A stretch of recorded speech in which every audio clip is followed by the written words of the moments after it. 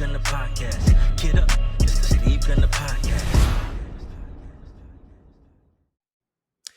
Okay, everybody, welcome to another episode of the Steve Gunter Podcast, where we discuss the steps, the strategies, and the mindset of real estate investing tailor-made for the pro athlete. I'm your host, Steve Gunter, and it's an honor and privilege to be with you today. Look, folks, I have a treat for you. Very good friend of mine. He is one of the founding members of Compass Triangle. Johnny Chappell is a real estate broker and developer. His name is closely associated with contemporary new construction development. His team has launched and represented multiple award-winning properties throughout the Triangle. He is also ranked among the top 1% of 1% of brokers in the country. And he is my man, Mr. Johnny Chappell, ladies and gentlemen. Johnny, thanks so much for being on with me today, sir.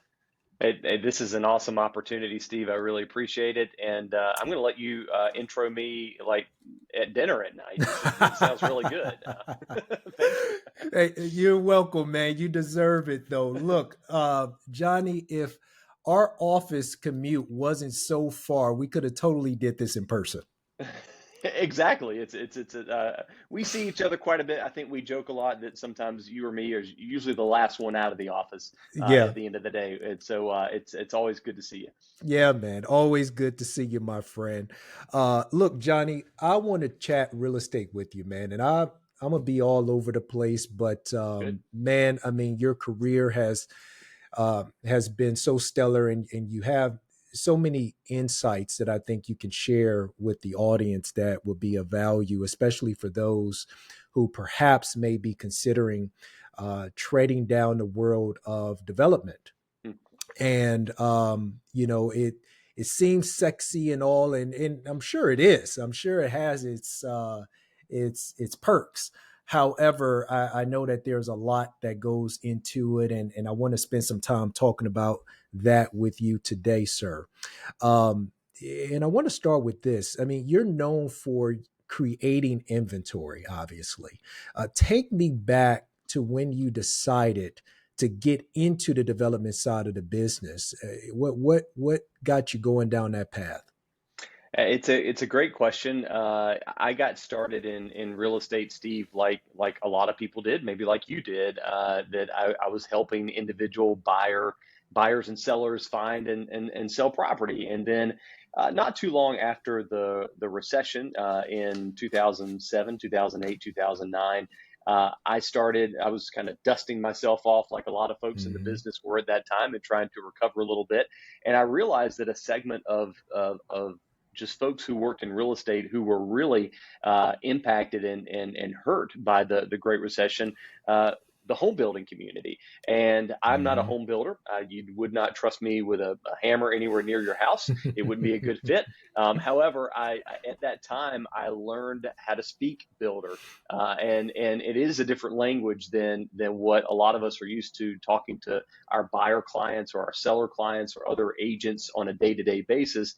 Builders have their own vocabulary, their own language, their own way of doing things, and it's a very different model, a very different skill set than what we apply in our normal day to day, so to speak. So I began to learn just how builders go about their day, what was setting them back from the recession that we had just all gone through, access to capital, access to property, not being able to market their properties because their funds were tight. And I began to look at ways I could take a few of those things off of their plate so that they could focus on doing what they do well, which is the bricks and the sticks that go into building the house. And I propose that go focus on that. I will take all the other stuff that you don't want to focus on Mm, off your plate. We'll take care of the marketing. We'll take care of the administrative duties. I'll help you find the land, whatever it takes to kind of get in the door, so to speak, with that community. And that started back in probably 2011, 2012, with some small local builders in the Triangle area. And then it grew from there to working with a few regional developers from New York and Illinois and other places. And then in 2017, my builder partner and I at the time realized that we've been doing this a while for other people. We could probably do some of our own projects. And so we formed a development company at that time. And between then and now is kind of how we've made that market share that you spoke about a few minutes ago. Yeah. And how much of that side of the business uh, do you spend more of your time on than the traditional side of the business?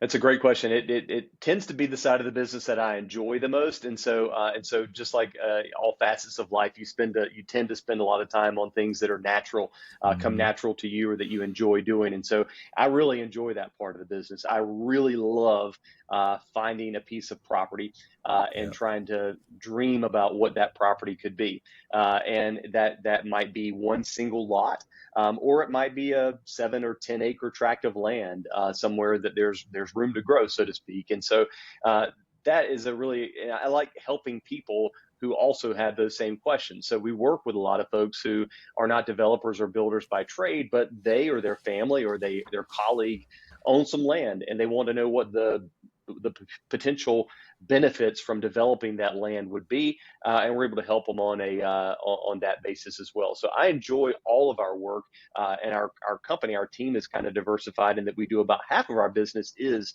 regular resale real estate Hmm. business, helping buyers and sellers, but the other Hmm. half is focused purely on the development piece, and that's where I spend probably most of my time. Yeah. Yeah.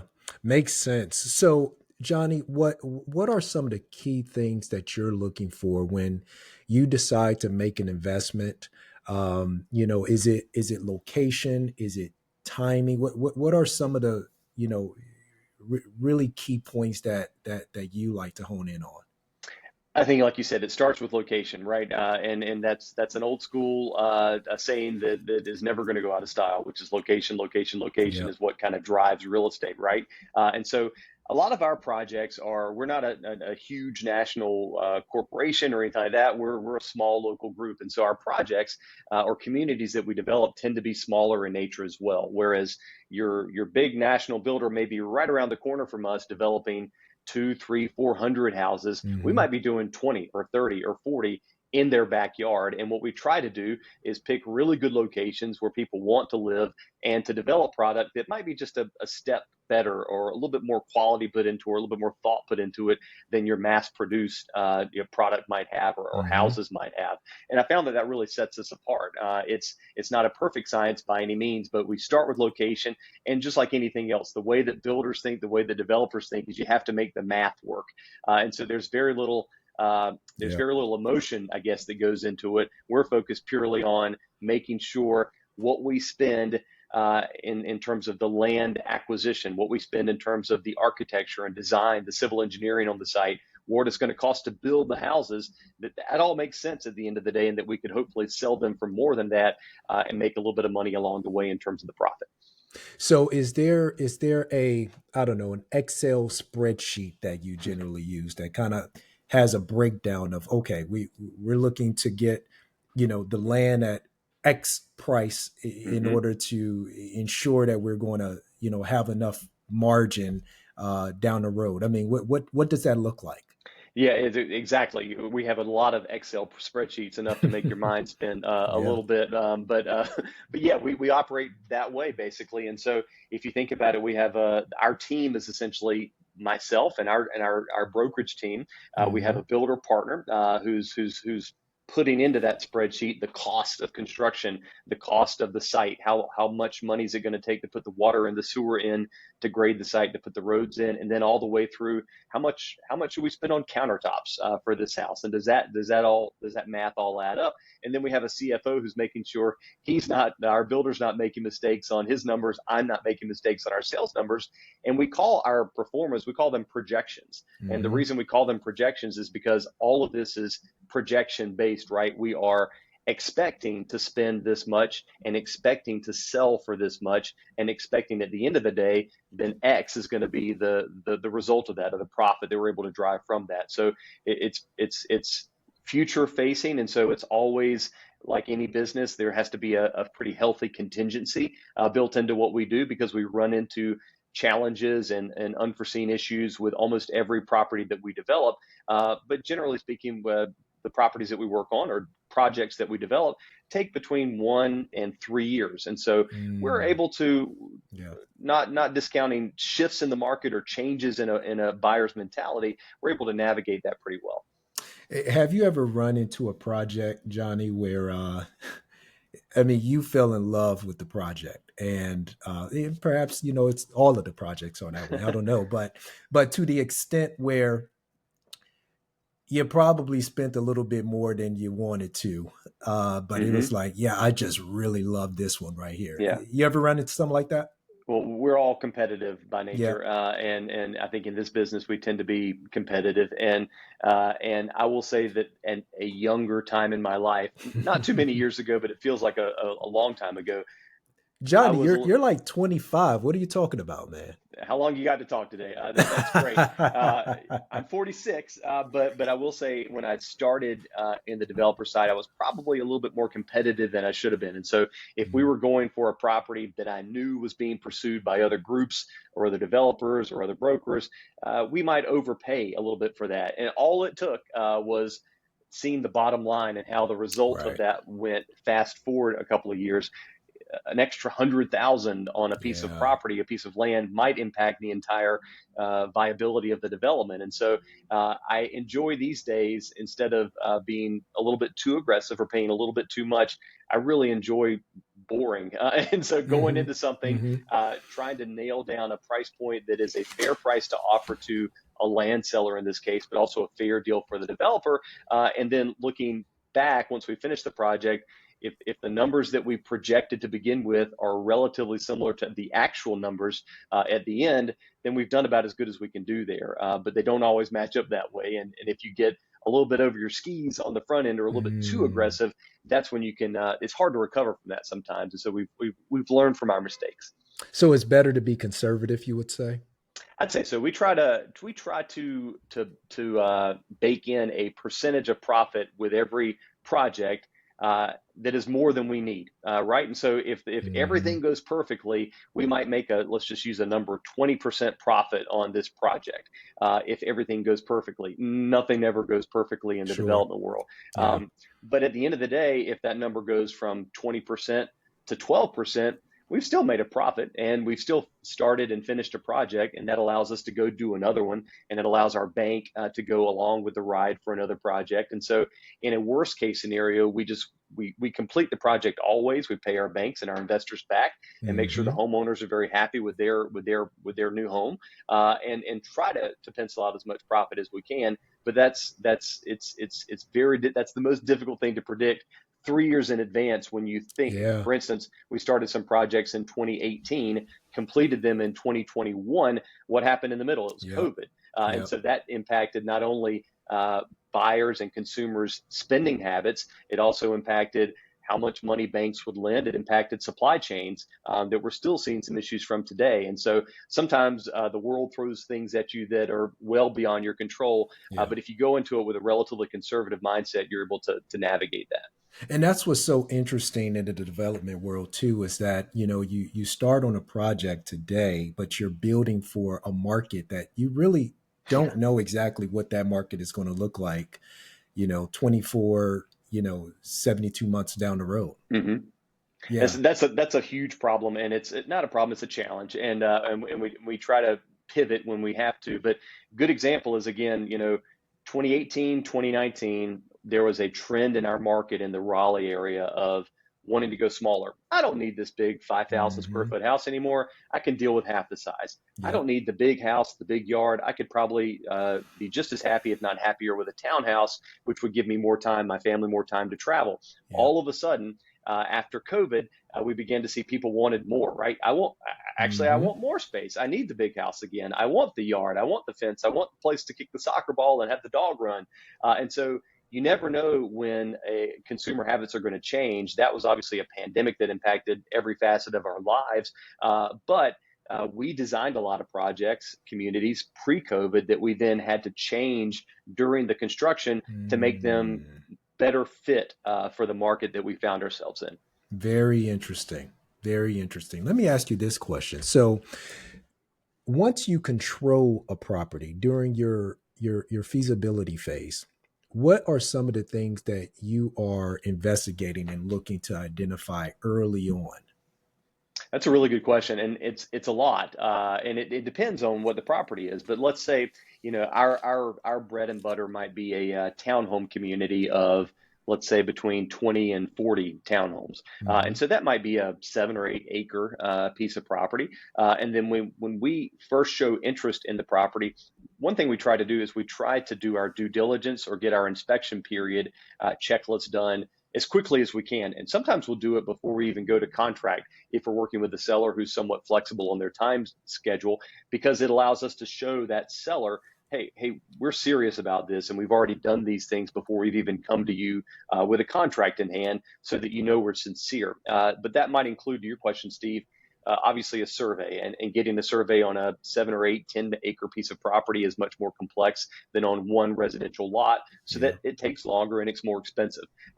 Any financing agency or bank that we work with is going to want to make sure the property is free and clear of any environmental contaminations or issues. Hmm. So we need to do what's called a phase 1 environmental assessment of the site, which is hiring a third party company to come out and check the site, but also to check the history of the site, not only it, but its surrounding properties. Was there a dry cleaner next door? Was there a gas station across the road that might have impacted the environmental facets of the property? So Hmm. we're doing that. We're also, in some cases, because in a lot of areas that we work in, there's rock under the earth, Yeah. right? And so Yeah. sometimes we're boring. We're doing geotechnical investigations to make sure we don't have an unreasonable amount of rock under the earth that might make it extremely expensive to develop through that. So there are a number of things that we're looking for during that time, and we're also in our due diligence time, if you will, beginning to assess what's the right property for this property. What's the right product type? Should it be a townhouse? Should it be a house? How big should it be? Should it have a garage? Should it be a 1 car garage or a 2 car garage? Hmm. We look at all those things early on in the period so that we can make sure that pro forma, or those projections that we put together, are as sharp as they can be. Um, I would imagine that in your world, um, relationships are incredibly important. uh, Yes. with landowners, partners. I would imagine government as well, and whoever other the other stakeholders might be. How does one go about building and cultivating those relationships if they're just getting started? You know what? You look people in the eye, and you're transparent with people, and you do what you say you're going to do. That's the only way I've known how to do it. Hmm. Developers don't always get rave reviews for being transparent and honest, and going about things the right way. Our Hmm. company, to the best of our ability, tries to be very straightforward, very direct in our dealings with, whether it's a landowner and we're trying to buy a property for them. We're going to show them exactly what our plan is for that property. We're not going to tell them that we can only build one house on it when we know we can build 20, and that might Hmm. impact how much money we can pay them for the land, because inevitably they're going to drive by it sometime, and they're going to see the 20 houses that we built, Hmm. and they're going to wonder why they got stuck with this much money instead of that much money. And Raleigh, the Triangle, the community here, in terms of the development arm of that community, is still a relatively small world. We all play in the same sandbox, and word travels. And so, Hmm. so dealing directly and straightforward with our property owners, we have investment partners on every project that we work on. Essentially, people who trust us with large amounts of their life savings, and so it's very important Hmm. for us that we are transparently and quite often strategically communicating with them on a monthly or quarterly basis, so they know exactly how we're taking care of that investment, and that we're being good stewards of their money going forward. And then on the banking side, same thing. We work with a brick and mortar institutional bank or a private lender to fund, in some cases, 10, 15, $20 million construction projects. And when you're dealing with that much of someone Hmm. else's or some institution's money, they're going to make sure that you're dealing with them in a straightforward, open book way. And so being transparent, treating people the way you want to be treated, is a simple approach of how we do business. Johnny, your life is fun, man. Yeah, it can be. It can be Um, stressful too. I'm sure. I'm sure. But being able to manage all of those relationships is part of the job, isn't it? I mean, you It have is. to be the kind of person who's a good communicator, but even more so than just being a good communicator, being an honest person, being an ethical person. Am I hitting You the are, right notes? and what I found out, somebody, I'm not going to take credit for this. Somebody, a client of mine, told me this years and years ago, but it stuck with me. That there's going to be tons of mistakes. We make mistakes every Sure. day, and Yeah. in any community that we develop, we're going to make a load of mistakes along Yep. that, whether it's in the site design phase, the marketing phase, the construction phase, the sale phase. You have it. Mistakes are going to happen, Hmm. but it is best, and it is our policy that when we make one, we let everybody know about it, whether it's Right. your home that we're building and oops, we put the wrong cabinets in there. Let us have a discussion about that and figure out what the solutions are. Or whether it's a closing date coming up with a seller and you know what, we tried our best, but it's going to take us 2 more weeks to get this deal done. Let us show you why it's taking that long, and let's sit down and figure out a way that we can work together on this. So not trying to avoid those difficult conversations, but meeting them head on, generally gets you a better response. And I think it actually builds trust and equity with the people that you're working with, whether they may be consultants of yours, partners of yours, a bank that you're working with, or a builder you're working with. They want to hear the truth as well. And so I found that that's a better way, and I can sleep a little bit better at night knowing that that's the way we run our business. Yeah. Yeah. How often are you looking out there in the market, observing what your competitors are doing, or, and saying, hey, we need to do this a little bit better, or what have you? Or you just kind of, you take the approach where you're like, hey, we know what we do. We focus on what we do, and, we stay in our lane. How do you balance that? That's a great question, and it's difficult because I tend to get, and we're a small company, and so I get into the weeds on a daily basis on what we are doing. Hmm. I was on a discussion thread this morning via email with some of our team about should we include this built-in cabinet in these townhomes, or should it be an option that a buyer can choose to upgrade to? And so we're in the really deep into the weeds on some of these decision making deals with every one of our properties that we develop. And so but when I do like to get above the clouds at some point and see what other people are doing. Hmm. We don't believe that we do things the only way that they can be done, and that's the best way to do things. I love going to other markets or to see the way things are being done by other builders and developers in our market, to see if there's something that we can learn from that. Good example is we some of our investor partners actually are from Charlotte. I don't spend a ton of time in Charlotte, but we're looking to develop a really high-end project inside the Beltline in Raleigh.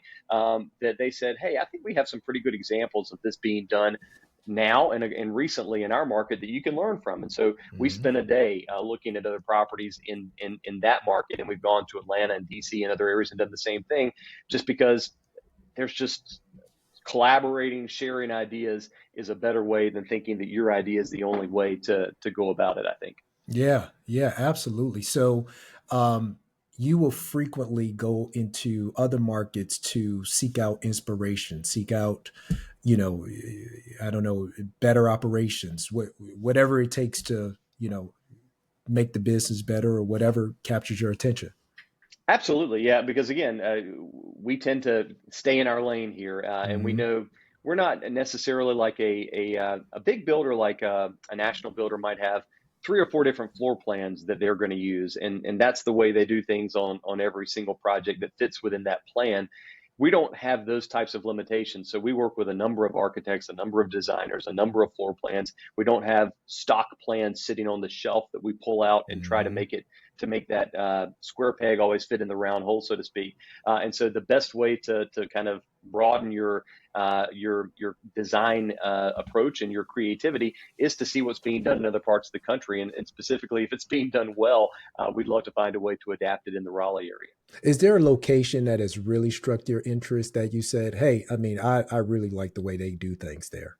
Yeah, I tend to look at similar cities to Raleigh, and so Okay. spent some time in Austin a couple of years ago in Texas, and saw, and I would say that the cycle of development there is probably 3 to 4 years ahead of where Mm. Raleigh is. And so I think I saw some things there and had some brokers show me around there and saw things that was in 2021. And now I'm seeing some of those things being implemented in the Raleigh market as new or from a first time today. And so Nashville is another good place, and that tends to be kind of a similar city to Raleigh. Yeah. But you also look at where people are coming from. So the feeder cities to the Raleigh market, so to speak, whether that is DC or New York or on the West Coast in LA and San Francisco, trying to find out where people are coming from, what they like there, and if Mm, there's a way we can implement it here.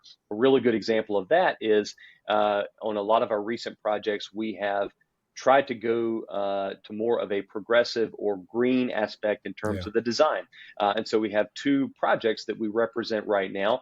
One are single family homes, one is townhomes, where we can make the project or make the house produce more energy than it uses. So they're net zero or net zero capable. And it's really deep into the weeds about how you do that. But Hmm. it's the design of the building, it's a number of solar panels on the roof.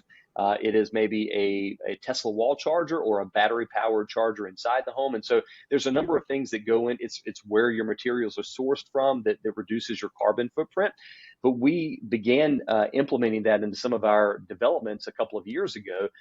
And right off the bat, we began to attract some buyers who told us they were relocating to Raleigh, had been looking around, and they could not find examples of that type of construction frequently in the market. And they were coming from places, one was LA, one was New York, where it was really easy to Hmm. find those options. And so sometimes we'll just listen to what people tell us and try to fill that gap if it's a win win. Johnny, you seem to really, and correct me if I'm wrong on this, but you seem to really look for opportunities where you can add density to Mhm. that area, meaning opportunities for attached real estate, such as townhomes Correct. for the audience. What led you to take that approach? That's a good idea, or a good question again, Steve. I think the a lot of times you do what you know, and while we are always open to learning new ways of doing things, the building community specifically likes to stay within their lane. If you have a condo developer, they want or builder, they want to build condos. If you have an office Mm, builder, they want to build office.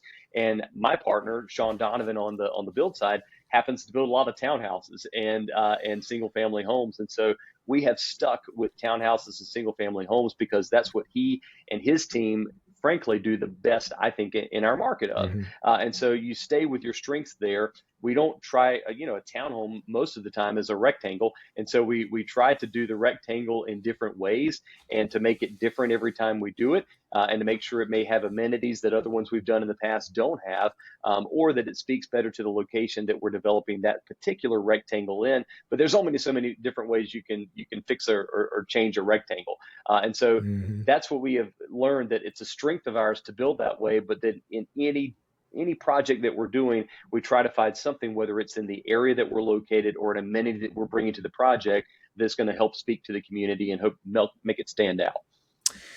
I want to share my screen with you, Johnny. Okay. Let me see. Hopefully, you can see this on your end.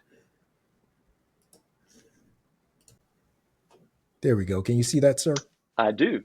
Okay. Okay. Great. So here is a project that's actually not very far from our office. That's right. I actually ride by it all the time when I go to Tropical Smoothie, and I say, "Look, it's yeah, that's the one by Tropical Smoothie, correct? If I'm not That's mistaken." exactly right. If you like Yeah, it that much, we can talk about you being one of our first residents there, Steve. We'd be happy to have that conversation. that's right. I have to get Tammy on board, so I will circle back around. Sure. But you know, on this project, it's 4 stories, if I understand, Hmm. and as you can see there, all of them have these rooftop decks, which is really pretty. Um, but talk a little bit more about this project, if you don't mind. This is going to be a pretty cool project in a great location, by the way, and I think it's right around a million, a little bit above that. That's right. Yeah, so this project is called Oberlin Heights, and it is basically location is 1302 Oberlin Road in Raleigh, and it is kind of in the middle of the inside the Beltline area, which is where we tend to do a good amount of work in Raleigh. I'll give you a little bit. I think the history of the project is actually pretty interesting, and I bought the property personally back in 2017, thinking that I might build an office there. And specifically, I was thinking I might build a real estate office for our real estate team on Huh. that property. But the property was zoned low density, and we wanted to rezone it to a higher density, kind of right along with your question you asked. And so to get it rezoned for higher density or office use, I had to talk to all the neighbors and to get them to go along with it, right? Hmm. Which is kind of part of your relationship building. So the city of Raleigh requires that you have two neighborhood meetings where you might be in a virtual setting like this, or you may be in person, and you are literally being pelted with a lot of questions from neighbors who most of the time just don't want any change in their backyard. So you have to first say, number one, I'm here, I'm local, I'm not here to hurt you, but I do own the property, and we want to develop the property. And in this case, we wanted to build an office building there. Neighbors didn't like the idea of an office building. They said, Hmm. we don't want that. There are houses around it. We get what you say. It's going to close at 5 o'clock and it'll be quiet after that, but we don't trust you.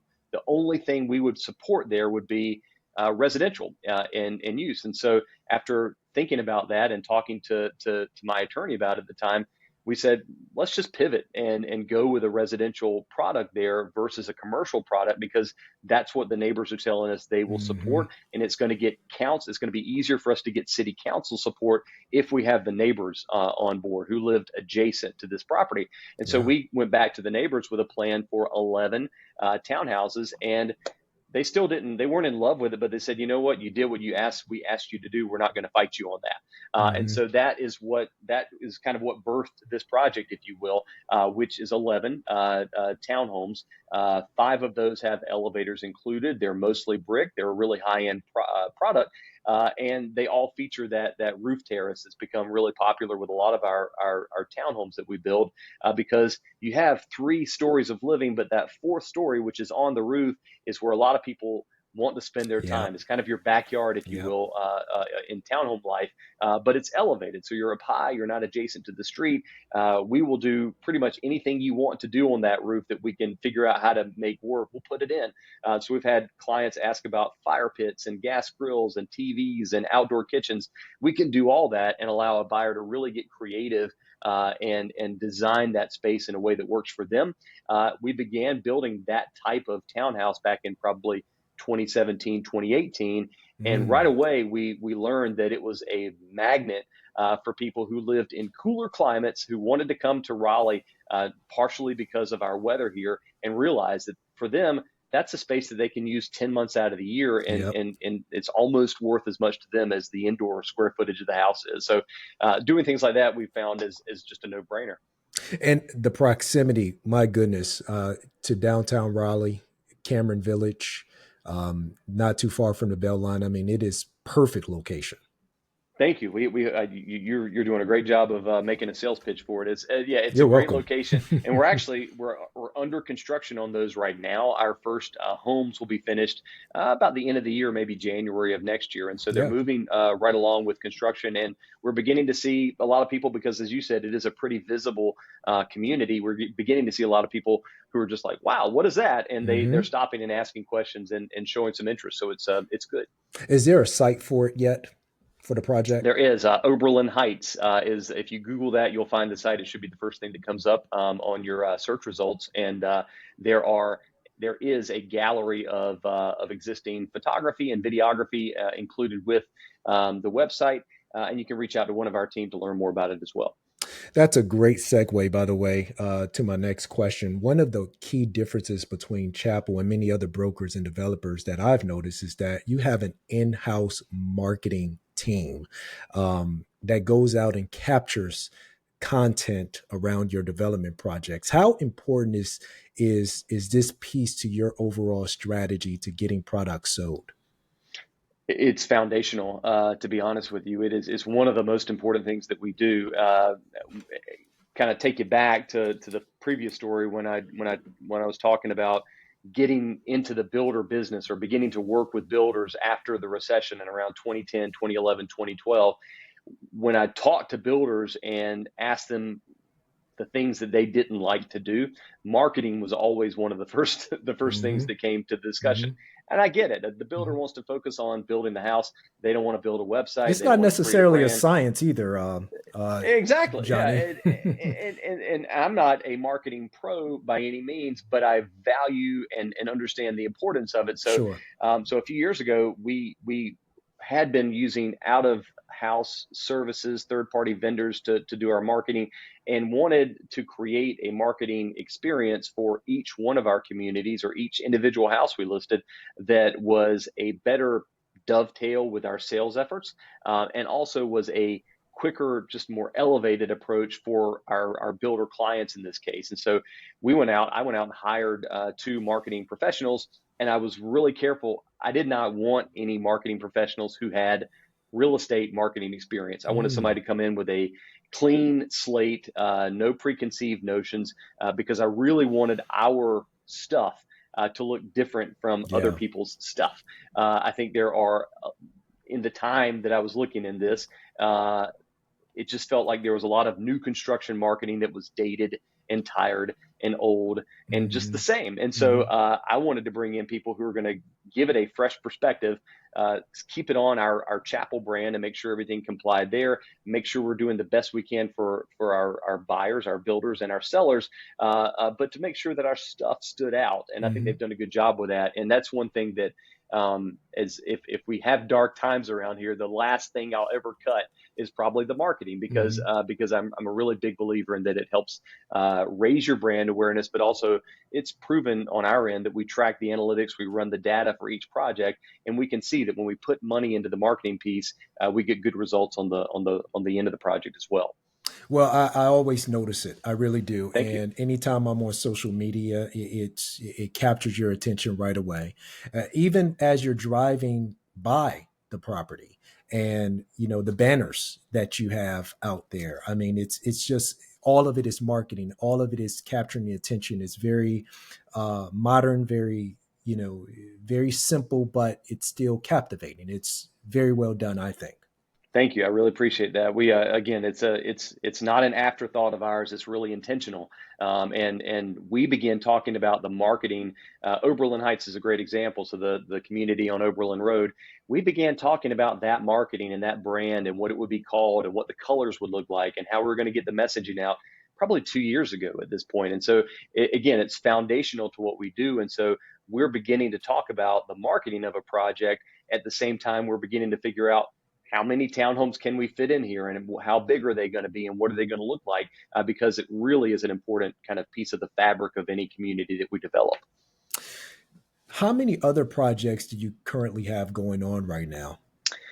Good question. I think at any given time, we probably have between 15 and 20 that we're working on. And you don't see all of them. They're at different stages. We're actively selling some that we have. The house is built, it's ready to go. We may have staged the Mhm. model home and the car is on the lot, as I like to say, and we're ready for somebody to come and drive the car off the lot. Yeah. We have others that are like Oberlin Heights. They're midway through construction. And so you can get on the site, you can walk through it, but it's only in framing stage right now. And it's going to take a few more months to complete it. And then we have a lot that no one even sees that are Mhm. behind the curtains. That's where our engineers are really focused on the site design, making sure we get the layout just correct, making sure we get the utilities in place. And then we're working on pricing those at every phase too to make Yeah. sure, again, we can afford to do this project. So a lot goes on behind the scenes. We probably have some that we're working on right now that we won't even begin selling until 2025 or 2026. Right. But it takes that amount of work to kind of get things prepped. For the ones that are ready to go, do you care to share any information about them? Yeah, we have a good amount of inventory out there right now. I read, and I didn't realize this, but I read a couple of days ago that about 40 to 45% of the existing inventory or active listings in the Raleigh area right now, it's new construction. And so it's hard to Mm. believe, but you almost Wow. have almost half the homes for sale out there, a Yeah. little less than half, are new homes. And so what that tells me and what we've seen in kind of consumer habits, if you will, is that buyers have more choices right now for new construction than Yeah. they did just a couple of years ago. And so it's important that we're listening to what buyers are telling us and adapting to that at kind of every stage. And so the homes that we have out there right now, we don't have a lot, but we have in any community, we might have 3 out of the last 12, and 9 Hmm. have sold. We got the last 3 left. And so for any of those, we finish and furnish a model home, which might have some upgrades in it. It'll be fully furnished. I mean, every room is done, so a buyer can walk through and kind of get a feel for what the home looks like. And in the Hmm. last week, or excuse me, last 3 weeks, we started a new program that has already seen a lot of success. We call it Chapel Keys, and so it's essentially us giving any consumer the keys to any of our model homes. And so you can walk up even if you don't have a real estate license, Hmm. and there's a lockbox on the front door. You have to download an app on your phone. When you download the app, you have to scan your driver's license, and they do a very quick background check. As long as you're not a convicted criminal who's Hmm. stolen stuff out of model Hmm. homes before, it will open the door and let you do a self-guided tour. So you can go in even without your agent and tour a house. The reason we started to implement that was we started to realize that things have changed in the Sure. last 4 years. Yeah. Our consumer who sits down to watch the 6 o'clock news Hmm. anymore. Very few people do. They want it on demand and on their time. And so we began to say maybe it makes sense to let home shoppers go in a house Yeah. on their time when they're ready, not trying to take the agent out of the process. In Sure. fact, we've sold 3 of those homes in the last 3 weeks to people who've given themselves self-guided tours. And in every case, one person went in at 7:30 at night on their own, on their way home from work, and they said, "This looks like what I'm looking for. I like this." They pick up the phone, they call their agent. Agent. Agent Hmm. comes back in and gives them a second look, and they make an offer at that point. So a lot of what we're doing right now is just trying to figure out how to give people more access, so we're not limiting the number of Mm. eyeballs who can be on any of our given communities at any given time. I love that. I love that. Um, so, Johnny, let's say that I wake up one morning and I decide, you know what? I want to be a real estate developer. You know, um, Call me and I'll talk you out of it. what do I need to do? What are my uh, steps? I think you need, so there are different ways to get into the real estate development business for sure. Um, a lot of people tend to come in from the commercial real estate background. Maybe Hmm. they're good with numbers, they're good with spreadsheets, they've got a finance degree. I don't have that.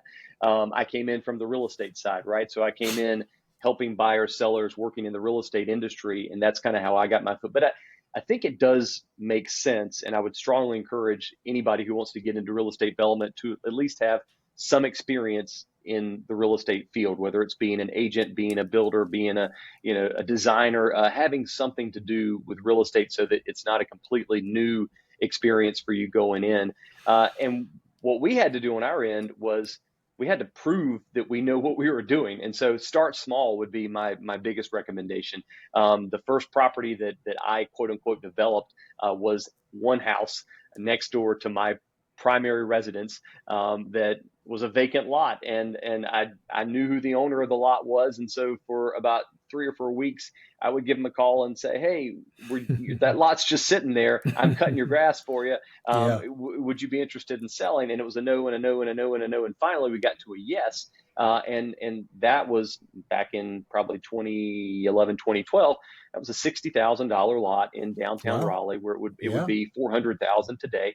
Yeah. But we took that $60,000 lot. I got my stepfather at the time to loan me some money to build a house, because Hmm. no bank would want to loan me any money at the time to build the actual house. Yeah. We spent about 60,000 on the lot. We spent about 150,000 building the house, and you had some soft costs and stuff involved in that. Hmm. And we sold the house for around $300,000. If you look Yeah. today, the house recently resold for about $650,000. So that's what real estate in our Very market nice. has done Yep. in that amount of time. But I started small and I made some mistakes along the way. But by starting small, those mistakes were also relatively correctable. Yeah. Yeah. Those were things that I could wrap my arms around. And if I didn't know the answer, I knew that I could figure out somebody to help me, either the builder who I was working with, the person who loaned us the money if we needed more time to get the project done. And we were actually fortunate on the back end. We sold the property before it was finished, but then we Hmm. had to meet a buyer's needs. They wanted to come in and make some changes and move in a certain date, and so you kind of have to navigate all those changing circumstances around a particular project. But that's the number one advice I would give to anybody, is that Hmm. people tend to think of real estate development and real estate developers as there's big money there somewhere, and sometimes there is. But starting small and being able to do one project that you can really understand the starting point, what goes into it, and the completion point, I think is just smart. Yeah. So it definitely helps to have a partner, someone who could loan you some money too. Obviously, you need a little bit of capital to tap into in order to make something work. And those people, that capital, like I said, for me, it was my stepdad, right? And so it can often be somebody who, and it should be really initially probably somebody who already knows you. They already trust you. They already like you. They already know that you're not going to screw around with their money, that you're going to take good care of it. And hopefully in this case, I offered my stepfather, I think, a 10% return on his investment, and he was happy with the interest rate return for the time that I needed to borrow his money, and so that worked out. And so making sure that the partner financially feels like this is not just for Johnny's benefit in this case, but this is a win-win. And after we did that project, he wanted to do another one. I didn't even have to ask, and so that's the last piece of it, is trying to leave the people that you work with, leave the partner in this case, with a good taste in their mouth about the completion of the project. So hopefully they'll want to do another one. Absolutely. Absolutely. Johnny Chappell, man, this has been so fun, man. A couple more questions for you. Yeah. Who's your favorite movie character? Character? Oh man, that's a tough one. Out of left field, man. That is a left field question. Since you gave me a sports reference there, I would probably have to, it's so cliche. I hate to say Rudy, but Rudy is that was a great movie. Rudy's one of my favorite. I feel like that in a lot of cases in life or in this business, I've kind of been that guy where I didn't, doing real estate in this area, I didn't come from Raleigh. I didn't come from a deep roots or any money in this market, and so you had to kind of prove yourself, and you have to have a little bit of a chip on your shoulder, and you have to be willing to go up against the heavyweights, and sometimes, and I like that. I like being able to do something and to do it so well that the people who don't really want to work with you, they still have to work with you, because they understand that you've got the keys to what they're trying to get their hands around. And so I would go with Rudy there, just because, again, kind of similar life stories, although his movie is much more better than mine would be. That's good. I love that, man. Look, I mean, shoot, we could end it right there, but I'm going to ask you, any last remarks you would like to leave with the audience, sir? No, I think this is, I'll say this, that the other thing that I really enjoy at this stage of my career and life in general is just helping people out. And you and I both work with a company that really stresses collaboration. And it's not just something you see on the wall. It's real. And so we enjoy helping people, whether they are investors or thinking about real estate investing, or they thinking about getting into real estate development, helping people figure that out. I've worked with a number of small builders over the years, and to see them grow, to see their companies grow, to see them achieve success while we're helping and also achieving success, that really feels good, to know that not only are your numbers look good and your team looks good, but that the people that you're out there to help are also acknowledging that and seeing their own successes from the hard work that you've been able to collaborate on. So I look forward to collaborating. My door is always open to someone who has a question or a piece of property they want to know, what is the potential for this? I might not know the answers, but I've got people that work with me that probably do. And we're always happy to share. This has been so awesome. Can't thank you enough again for your time, sir. And Johnny Chappell, I guess I'll see you, I don't know, in a couple of minutes, I suppose. Well, high five down the hallway. That's right. I really appreciate that you've been a fantastic host. You're a good listener and a good question asker. And so thank you for having me on, and look forward to doing this again someday. Yes, sir. We'll do it. All right. Thank you, Johnny. Can't stop, we can't lose. You can't win if you snooze. So do more and say less. So get up and let's work and be the best. Yeah, you're tuned in to the Steve Gunter Podcast. Yeah. the Steve Gunner Podcast. You're tuned in to the Steve Gunner Podcast. Get up, it's the Steve Gunner Podcast.